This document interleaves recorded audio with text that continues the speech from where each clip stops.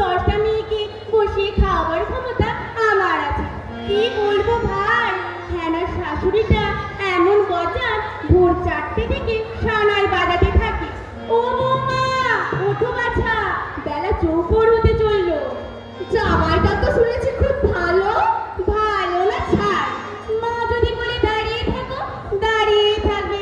একটা পুরুষ মানুষ তার ব্যক্তিত্ব থাকবে না, যেন মায়ের আঁচল ধরা। এমন ম্যাদামোরা পুরুষ আমি বাপের জন্মে দেখিনি মা।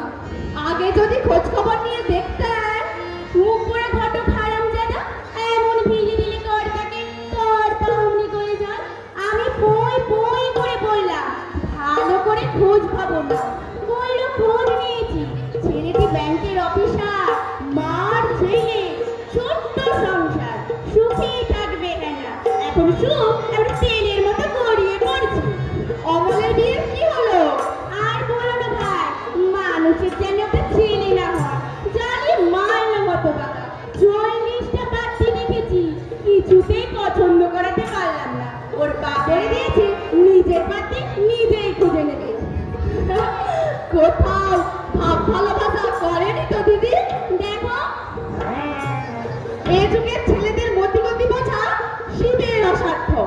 আমার বড়দির ছেলে ডাক্তার, দিদির আশা ছিল লাখ টাকার যৌতুক ঘরে তুলবে। কত বড় বড় লোকের মেয়ে দেখেছি, সুন্দরী মেয়ে, দেবে খাবো প্রচুর, বাবুর আর পছন্দ হয় না। শেষ পর্যন্ত দিদি বললে তুই খুঁজে নে বাপু, ব্যাস এক নাচ আর চুন্নিকে ধরে আনলে। আমার ছেলে যদি এরকম করে আমি তার মুখ দর্শনও করবো না। দিদিও এই কথাই বলেছিল, শেষ পর্যন্ত বরণ করে ঘরে তুলতে হলো। দেখো শোভা, দিদির তবু 3 ছেলে, কিন্তু আপনার যে একটা। আর যদি আমার সত্যি সত্যি নিজের বউ পছন্দ করে ঘরে নিয়ে আসে, আপনি কিছুতেই মুখ দিয়ে থাকতে পারবেন না।